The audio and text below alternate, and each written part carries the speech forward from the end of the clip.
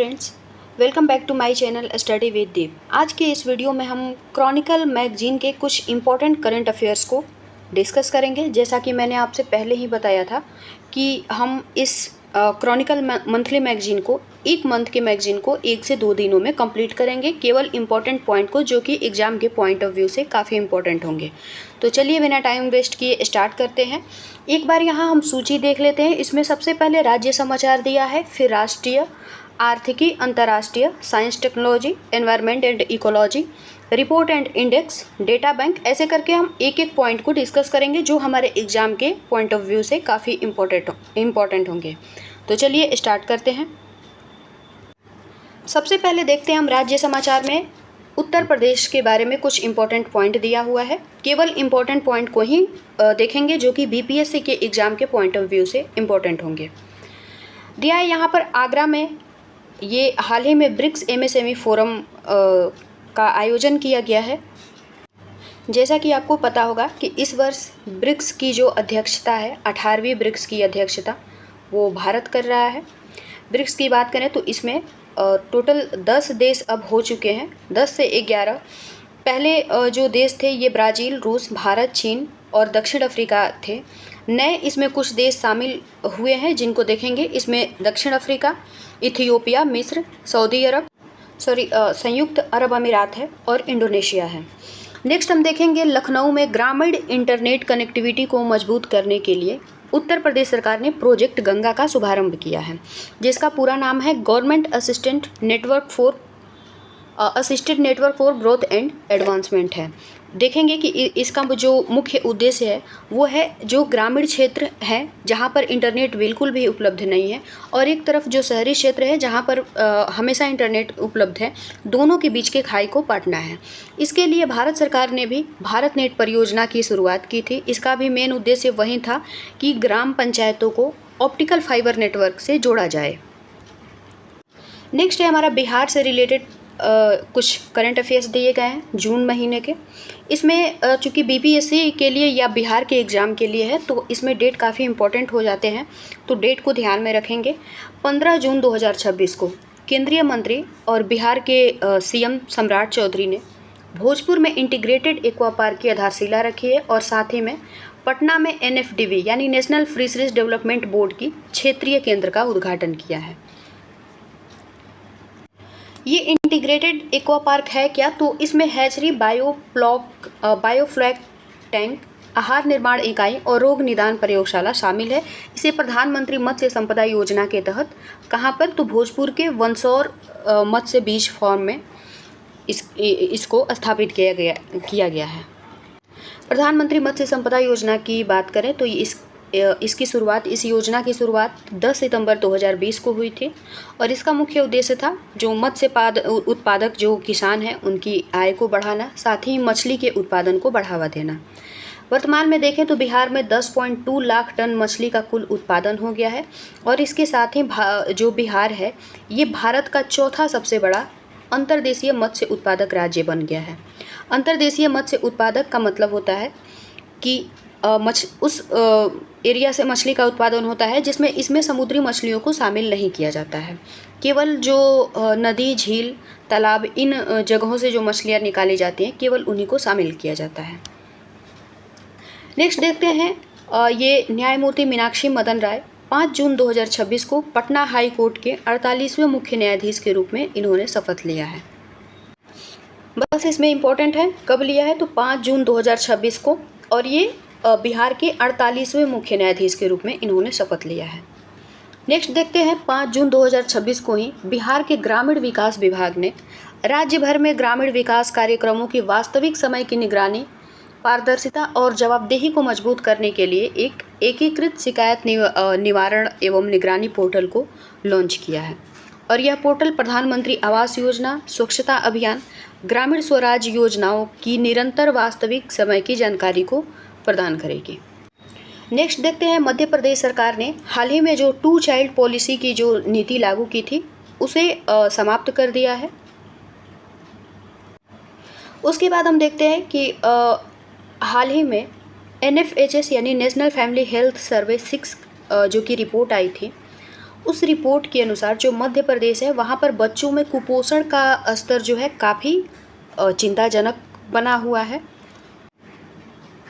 जो वेस्टिंग है यानी जो उम्र के हिसाब से कम वजन का होना, जिसे वेस्टिंग कहा जाता है, ये मध्य प्रदेश में काफ़ी अधिक है। राष्ट्रीय औसत मात्र 19% है, जबकि मध्य प्रदेश में ये 23.8% है।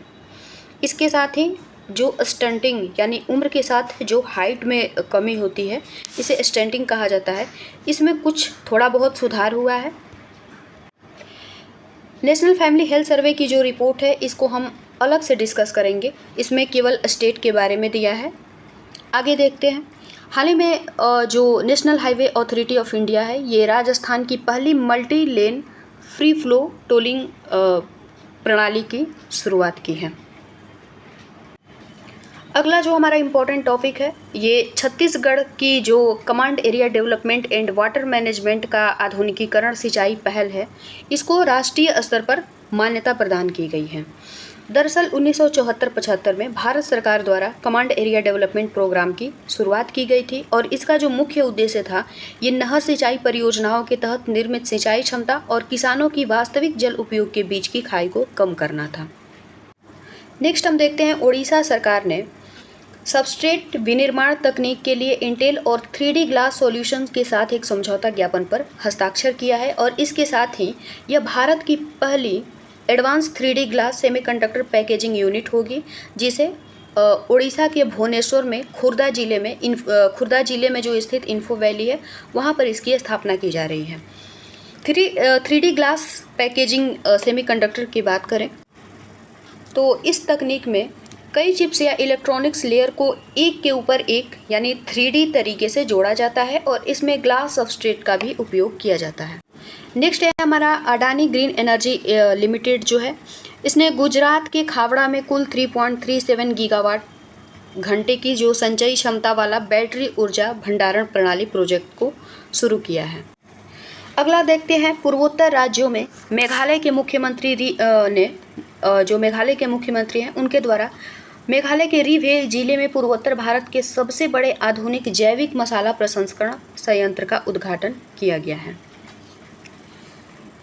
नेक्स्ट है हमारा, अरुणाचल प्रदेश के मुख्यमंत्री पेमा खांडू ने ईटानगर, जो कि अरुणाचल प्रदेश की राजधानी है, वहां पर राज्य के पहले बांस एवं बेत प्रौद्योगिकी केंद्र का उद्घाटन किया है। अगला है हमारा, मेघालय सरकार ने जो NFHS 6 की जो रिपोर्ट आई है, उसके अकॉर्डिंग जो बच्चों में स्टंटिंग का जो मामला है उसमें काफ़ी गिरावट दर्ज किया है और इसके साथ ही मेघालय सरकार ने इसके लिए स्टंटिंग को और कम करने के लिए मिशन 100 डेज एक मिशन चलाया है। अगला पॉइंट देखते हैं हम, केरल के वन विभाग ने न्यायपालिका के साथ एक एकीकृत वन्यजीव अपराध प्रबंधन के लिए भारत की पहली डिजिटल प्रणाली, जिसका नाम क्या है, हॉक, इसको लॉन्च किया है। दरअसल ये है क्या, तो यह एक डिजिटल केस प्रबंधन प्रणाली है जो पारंपरिक जो अपराध रिपोर्ट है उसको लेकर अदालती फैसलों तक वन प्रवर्तन रिकॉर्ड को जिला न्यायालय प्रबंधन प्रणाली के साथ जोड़ेगी और इस प्रणाली को यानी हॉक को wild life trust of India के साथ मिलकर के विकसित किया गया है। अगला है हमारा, यहाँ से हमारा राष्ट्रीय स्टार्ट हो रहा है। भारत के नियंत्रक और महालेखा परीक्षक यानी CAG के द्वारा राज्य वित्त रिपोर्ट 2024-25 जारी की गई है, जो कि पूरे 28 राज्यों का वित्तीय सिंहावलोकन प्रदान करती है और इसके अकॉर्डिंग यानी CAG के इस रिपोर्ट के अकॉर्डिंग राज्यों का जो संयुक्त बकाया सार्वजनिक ऋण है वो 75.52 लाख करोड़ दर्ज किया गया है, जो कि कुल GSDP के 23.27% के बराबर है और कुल देनदारियां जो है ये 27.89% तक पहुंच गई है। जैसा कि आपको पता होगा कि 15वें वित्त आयोग ने 3% फिस्कल डिफिसिट के निर्धारित किया था, लेकिन 18 राज्य ऐसे हैं जिन्होंने 3% से अधिक की फिस्कल डेफिसिट को दिखाया है। यानी 18 ऐसे राज्य हैं जहां पर जिनकी जो राजकोषीय घाटा है वो 3% से अधिक रहा है। इसके साथ ही कुल व्यय में जो राजस्व व्यय की हिस्सेदारी है वो 83% मतलब ज़्यादा है, 83.41% है, जबकि पूंजीगत व्यय की हिस्सेदारी 16.59% रहा है।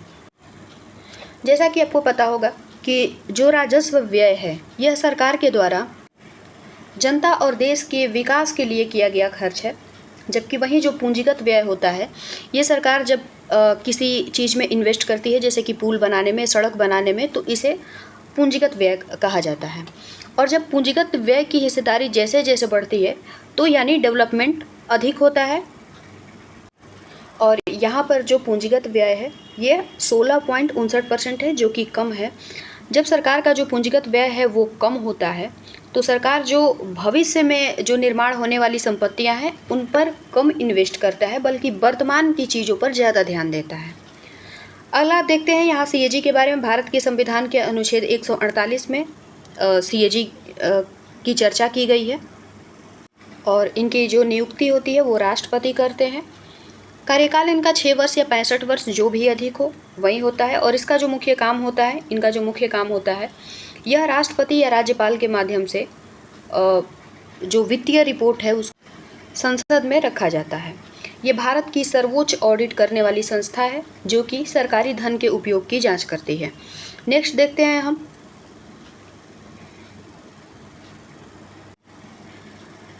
तेलंगाना के विरासत विभाग और ईरान के नूर इंटरनेशनल माइक्रो फिल्म सेंटर के बीच एक पांडुलिपि के संरक्षण को लेकर के हाल ही में समझौता हुआ है।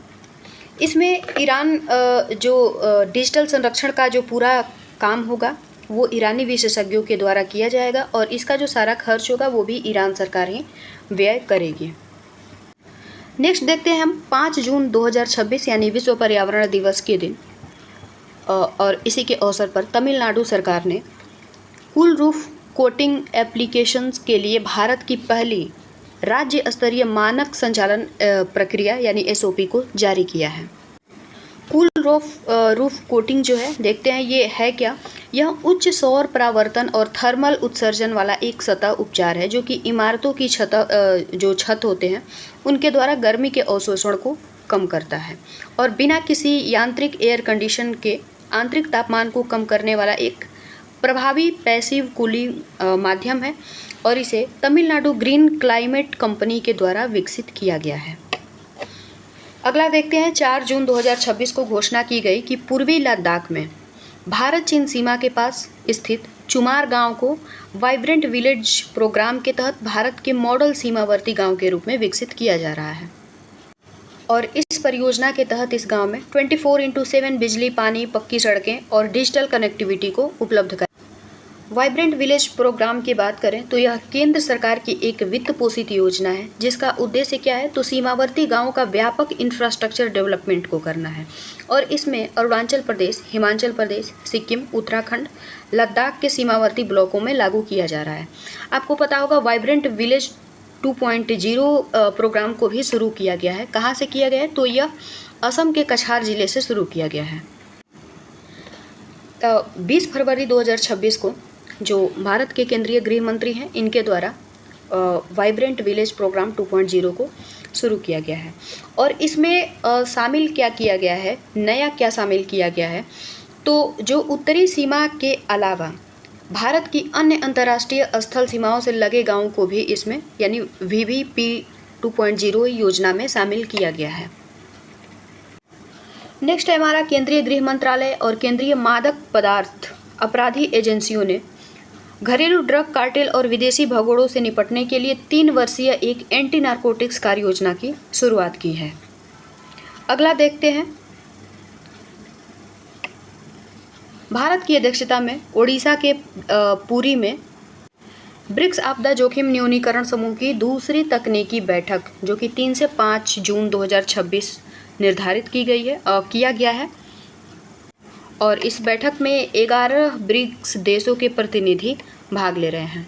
जैसा कि मैंने पहले ही बताया है ब्रिक्स में कितने कंट्री शामिल। 2024 के बाद से ब्रिक्स का विस्तार हुआ है और इसमें ब्राज़ील, रूस, भारत, चीन, दक्षिण अफ्रीका के अलावा मिस्र, इथियोपिया, ईरान और UAE भी शामिल हुए हैं। अगला देखते हैं, भारत की जो कुल प्रजनन दर है यह प्रतिस्थापन स्तर से काफ़ी नीचे पहुंच गई है। 2024 में जो भारत की कुल प्रजनन दर है वो घटकर अब मात्र 1.9% पर आ गई 1.9 पर आ गई है, जो भारत की टोटल फर्टिलिटी रेट है। भारत के ग्रामीण इलाकों की जो टोटल TFR है यानी टोटल फर्टिलिटी रेट है वो 2.1 है, जबकि वहीं शहरी इलाकों में 1.5 पर पहुंच गया है। एक चीज़ यहाँ देखते हैं, प्रजनन दर का मतलब होता है कि एक महिला अपने प्रजनन काल में कितने बच्चे पैदा कर रही है, जबकि वहीं प्रतिस्थापन दर का मतलब होता है कि जैसे कि 2 व्यक्ति हैं और अगला जो जनरेशन है वो भी 2 बच्चे हो रहे हैं, तो इस प्रकार अपने पिछले जो पीढ़ी है उसको अगला जनरेशन जो अगली पीढ़ी है उसको प्रतिस्थापित कर रही है, तो इस चीज़ को प्रतिस्थापन दर कहा जाता है। नेक्स्ट देखते हैं, केंद्रीय गृह मंत्री अमित शाह ने नई दिल्ली में विनिमय नामक एक लैंड पोर्ट मैनेजमेंट सिस्टम की शुरुआत किया है, जिसका नाम क्या है, एक लैंड पोर्ट मैनेजमेंट सिस्टम है, इसका नाम है विनिमय।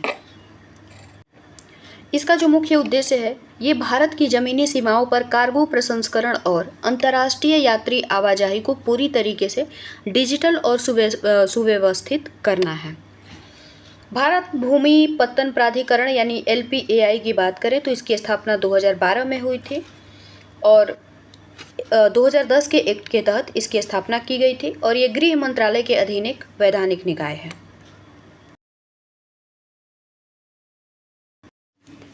नेक्स्ट हम देखते हैं जो करंट अफेयर्स रिलेटेड इकोनॉमिक्स है उसे। यहाँ पे दिया गया है, भारत के वस्तु निर्यात में लगभग 50% की वृद्धि हुई है। अगले टॉपिक को देखते हैं, 18 से 19 जून 2026 को केंद्रीय कृषि मंत्रालय ने यहाँ पे कुछ स्टेट दिए गए हैं जिसमें उत्तर प्रदेश, गुजरात, हरियाणा, तमिलनाडु के लिए MSME के तहत जो MSP है उस पर दाल और तिलहन की बड़े पैमाने पर खरीद की मंजूरी दी गई है। अगला हमारा भारत का जो कुल विदेशी मुद्रा भंडार है ये 671.625 अरब डॉलर दर्ज किया गया है और इसके साथ ही भारत वैश्विक स्तर पर सबसे बड़े विदेशी मुद्रा भंडार वाले देशों में चौथे स्थान पर है।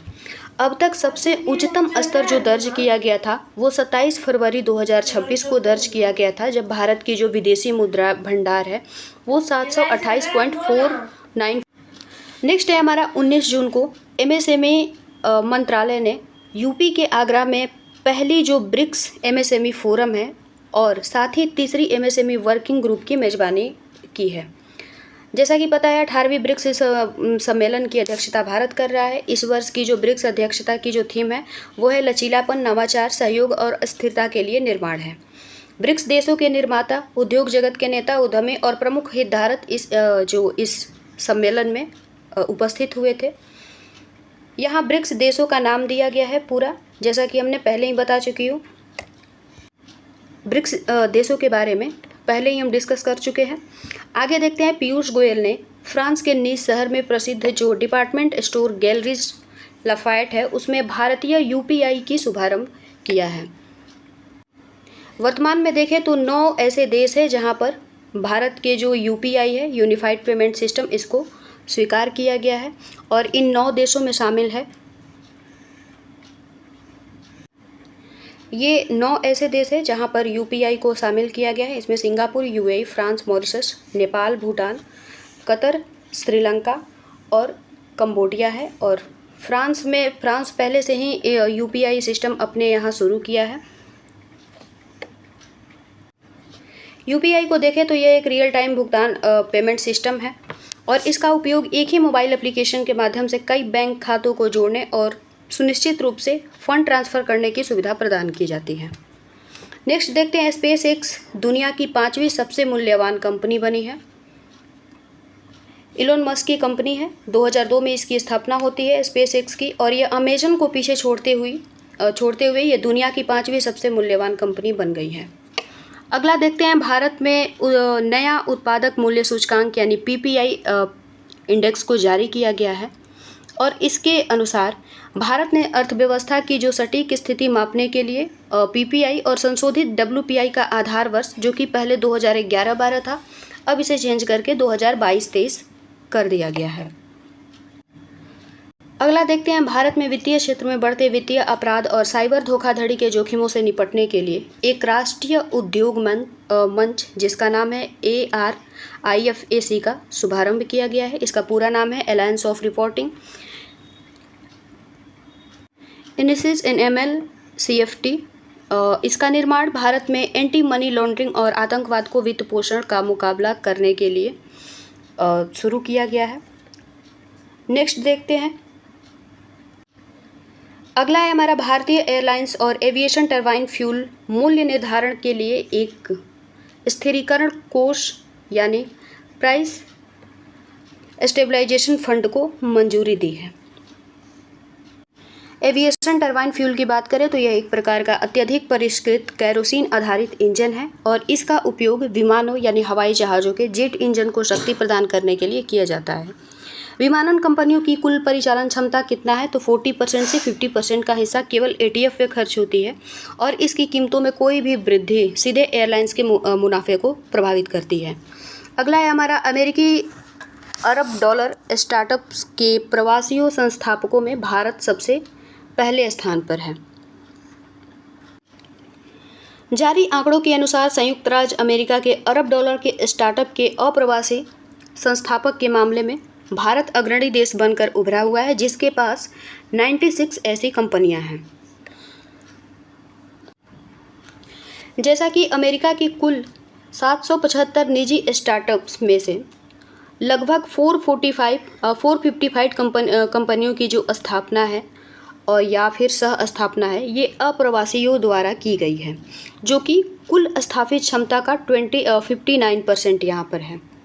भारत में स्टैनफोर्ड यूनिवर्सिटी के एक अध्ययन किया गया है और उसके अनुसार ऐसा माना गया है कि जो गैर अमेरिकी मूल के यूनिकॉर्न संस्थापक है, उनमें से लगभग हर एक पाँचवा हिस्सा जो है वो एक भारतीय है। भारतीय उद्यमी मुख्य रूप से फिनटेक, सॉस या फिर डेवलपर इंफ्रास्ट्रक्चर क्षेत्रों में सक्रिय हैं। यूनिकॉर्न कंपनियां क्या होती हैं, तो दरअसल ये यूनिकॉर्न उस निजी स्वामित्व वाले स्टार्टअप कंपनी को कहा जाता है जिसका कुल बाजार मूल्यांकन लगभग $1 बिलियन या उससे जब अधिक हो जाता है तो फिर वो यूनिकॉर्न कंपनियां कहलाती हैं। अगला है हमारा, भारत ओमान व्यापक आर्थिक भागीदारी समझौता लागू हुआ है। भारत और ओमान के बीच व्यापक आर्थिक भागीदारी समझौता यानी CEPA आधिकारिक रूप से लागू हो गई है और यह समझौता दिसंबर 2025 में ही हस्ताक्षरित हुआ था, जो कि अब जाके लागू हुआ है। और इस समझौते के तहत ओमान ने भारत के 99% से अधिक जो निर्यात है उसको तत्काल शुल्क से मुक्त कर दिया है, यानी जीरो ड्यूटी यहाँ पे शुल्क लगाया है। नेक्स्ट है हमारा, 1 जून 2026 को है, समुद्री उत्पाद निर्यात विकास प्राधिकरण के द्वारा एक डेटा जारी किया गया है और इसके अनुसार ऐसा कहा गया है कि जो भारत की समुद्री खाद्य निर्यात है वो अब तक सर्वोच्च रिकॉर्ड स्तर पर पहुंच गया है। फाइनेंशियल ईयर 2025-26 में भारत की जो समुद्री खाद्य निर्यात थी वो 8.46 बिलियन अमेरिकी डॉलर, जो कि सबसे उच्चतम स्तर है, वहां दर्ज किया गया है। इस वित्तीय अवधि के दौरान भारत की कुल 19,72,018 मीट्रिक टन समुद्री उत्पादों का विश्व भर में निर्यात भी किया गया है। समुद्री उत्पाद निर्यात विकास प्राधिकरण यानी MPETA की बात करें तो यह भारत सरकार के वाणिज्य एवं उद्योग मंत्रालय के अधीन एक वैधानिक निकाय है और इसकी स्थापना 1972 में की गई थी। अगला हमारा टॉपिक है, भारत और कनाडा के व्यापारी प्रतिनिधियों ने द्विपक्षीय संबंधों को मजबूत करते हुए 2030 तक आपसी व्यापार को $50 अरब तक पहुंचाने का एक नया लक्ष्य निर्धारित किया गया है और दोनों देशों के बीच जो कुल व्यापार है वो लगभग $10 अरब के आंकड़ों को भी पार कर चुका है। यहाँ तक हमने इकोनॉमिक्स के करंट अफेयर्स को इकोनॉमिक्स जो कि करंट रिलेटेड इकोनॉमी था उसको देखा है। यहाँ से हम स्टार्ट करते हैं इंटरनेशनल न्यूज़ को। 22 जून 2026 को चीन के वाणिज्य उद्योग और वित्त मंत्रालय के द्वारा 10 अमेरिकी फर्मों पर निर्यात नियंत्रण लगाने के लिए 46 अमेरिकी फर्मों से सरकारी खरीद बिक्री को प्रतिबंधित की गई है और इसके तहत चीन के बाहर के जो संगठन हैं या फिर व्यक्ति हैं, इन संस्थाओं से चीनी मूल की वस्तुएं हस्तांतरित नहीं कर पाएंगे। नेक्स्ट है हमारा, हाउस ऑफ लॉर्ड्स में विकसित भारत 2047 की मंच की मेजबानी की गई है। लंदन में ब्रिटिश संसद के उच्च सदन, जिसे कि हाउस ऑफ लॉर्ड्स कहा जाता है, यहाँ पर विकसित भारत 2047 मंच को जो ये मंच है इसका आयोजन किया गया है।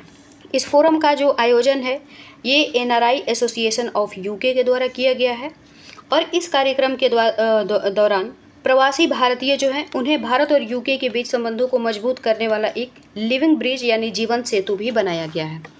नेक्स्ट देखते हैं कि ये विकसित भारत 2047 का विजन क्या है। जैसे कि भारत सरकार का लक्ष्य है कि 2047 तक भारत को डेवलप्ड कंट्री बनाना है। नेक्स्ट है हमारा नई दिल्ली में स्थित फिलिस्तीनी दूतावास ने भारत सरकार के कब्जे वाले जो फिलिस्तीन क्षेत्र है उसके लिए तत्काल चिकित्सा सहायता प्रदान करने की एक आपातकालीन अपील की है और इसके तहत जैसे कि गाजा की स्वास्थ्य प्रणाली पर भारी दबाव है, जहां पर 36 में से केवल 19 अस्पताल ही आंशिक रूप से कार्य कर रहे हैं। भारत सरकार आरोग्य मैत्री पहल के तहत इनकी जो मदद करने की शुरुआत की है। आरोग्य मैत्री पहल की बात करें तो यह भारत सरकार की एक मानवीय सहायता पहल है जिसकी घोषणा प्रधानमंत्री द्वारा मानवीय संकट, प्राकृतिक आपदाओं या फिर युद्ध जैसी स्थितियों का सामना कर रहे विकासशील देशों की आवश्यक जीवन रक्षक दवा आपूर्ति प्रदान करने के उद्देश्य से इस पहल की शुरुआत की गई थी। नेक्स्ट है हमारा संयुक्त राष्ट्र मानवाधिकार परिषद का 62वां सत्र जिसका आयोजन हुआ है और पाकिस्तान द्वारा द्विपक्षीय मुद्दों को हटाने के प्रयासों को खारिज करते हुए सिंधु जल संधि को पूरी तरीके से पुराना और वर्तमान वास्तविकताओं के विपरीत बताया गया है। इसमें जैसे कि 62वां सत्र का भी हाल ही में आयोजन हुआ है और भारत ने UN में जो संयुक्त राष्ट्र मानवाधिकार परिषद है उसके 62वें सत्र में ऐसा कहा है कि जो सिंधु जल संधि है वो पूरी तरीके से जैसे पहले था वैसे अब नहीं है। भारत का इसमें जो रुख रहा है ये संयुक्त राष्ट्र में भारत की स्थायी मिशन की जो पहली सचिव हैं अनुपमा सिंह, उन्होंने कहा है कि जो देश आतंकवाद को अपनी नीति के रूप में प्रायोजित करता है वह सद्भावना और मित्रता पर आधारित संधि के विशेषाधिकारों की उम्मीद नहीं कर सकता। नेक्स्ट देखते हैं, यहाँ सिंधु जल संधि की बात करें तो ये 1960 में विश्व बैंक की अध्यक्षता में विश्व बैंक की मध्यस्थता में की गई थी और इसके तहत जो 3 पूर्ववर्ती नदी हैं यानी रावी, व्यास और सतलज, इसका नियंत्रण भारत को मिला है, जहाँ पे भारत 80% वाटर का उपयोग कर सकता है और 20% पाकिस्तान कर सकता है। जबकि वहीं जो पश्चिमी क्षेत्रों की नदियाँ जिसमें सिंधु, झेलम और चिनाब है ये पाकिस्तान के नियंत्रण में है। यहाँ पर 80% जो वाटर है इसका जो वाटर रिसोर्सेस है वो पाकिस्तान यूज करेगा और 20% भारत यूज करेगा। नेक्स्ट देखते हैं, अमेरिका और ईरान के बीच एक ऐतिहासिक समझौता ज्ञापन हुआ है। इसमें US और ईरान के बीच हस्ताक्षरित एक समझौता ज्ञापन जिसे आधिकारिक रूप से यह प्रभावी हो गया है और इसने दोनों देशों के बीच लगभग 4 महीने से चल रहे जो संघर्ष है उसको रोक दिया है। और इस समझौते के तहत ईरान जो है ये चारों ओर जो हॉर्मुज जल संधि है उसके चारों ओर जो नौसेना नाकाबंदी किया है उसको हटाएगा और इसके माध्यम से सामान्य समुद्री यातायात को बहाल हो सकेगा। हॉर्मुज जल संधि को देखा जाए तो ये ओमान की खाड़ी और फारस की खाड़ी के बीच स्थित है और दुनिया का सबसे प्रमुख रणनीतिक समुद्री जलमार्ग है। वैश्विक ऊर्जा आपूर्ति के लिए यह मार्ग अत्यंत संवेदनशील है और यहाँ से दुनिया की लगभग 1/3 नेचुरल गैस और पेट्रोलियम निर्यात किया जाता है। नेक्स्ट है हमारा हाल ही में PM मोदी द्वारा फ्रांस के एवियन लेस बेस में आयोजित G7 शिखर सम्मेलन के मौके पर UK के प्रधानमंत्री कीर स्टारमर और UAE के राष्ट्रपति के साथ द्विपक्षीय वार्ता की गई है। G7 का सम्मेलन हुआ है। हाल ही में देखें G7 क्या है, इसमें कितने देश हैं, तो ये दुनिया की 7 सबसे बड़ी उन्नत औद्योगिक अर्थव्यवस्थाओं का एक अनौपचारिक इंटरनेशनल मंच है और इसमें Canada, France, Germany, Italy, Japan, UK और USA शामिल है और इसके अलावा इसमें यूरोपीय संघ भी गैर गणना सदस्य के रूप में शामिल होता है। अगला है हमारा, हाल ही में PM मोदी ने स्लोवाकिया की यात्रा किया है और 1993 में स्लोवाकिया की जो स्वतंत्रता मिली थी। अगला है हमारा 3 जून 2026 को US के राष्ट्रपति, अमेरिका के जो प्रतिनिधि सभा है जिसे हाउस ऑफ रिप्रेजेंटेटिव के नाम से जाना जाता है, वहाँ पर राष्ट्रपति ने ईरान के साथ शत्रुतापूर्ण कार्रवाई समाप्त करने का निर्देश दिया है और इसके लिए एक युद्ध शक्ति प्रस्ताव को पारित किया है। दरअसल 1973 में यह प्रस्ताव लागू हुआ था और ये अमेरिकी संघीय कानून है जो कि विदेशी सशस्त्र संघर्षों में अमेरिकी सेना को भेजने की राष्ट्रपति की शक्ति पर कांग्रेस की जांच और नियंत्रण को सुनिश्चित करता है। अगला है हमारा, हाल ही में भारत सरकार ने अफ्रीका में चल रहे इबोला के प्रकोप को निपटने के लिए Africa centre for disease control and prevention को आपातकालीन चिकित्सा सहायता प्रदान की है। दरअसल इबोला, जिसकी शुरुआत इबोला नदी के तट पर हुई थी और ये वायरस से जेनरेटेड एक बीमारी है जो कि काफ़ी फैलने वाली होती है।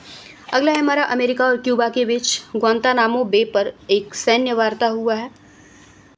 नेक्स्ट टॉपिक है हमारा साइंस एंड टेक्नोलॉजी का। यहाँ से हमारा इंटरनेशनल का इंपॉर्टेंट जो करंट अफेयर्स था उसके सारे पॉइंट को डिस्कस कर लिया। यहाँ से साइंस एंड टेक्नोलॉजी का चैप्टर स्टार्ट होता है और अब इसके जो इम्पोर्टेंट जो भी करंट दिए हुए हैं इसको डिस्कस करेंगे, देखेंगे और साथ ही आगे की वीडियो में नेक्स्ट टॉपिक को कवर करेंगे। Okay, thank you.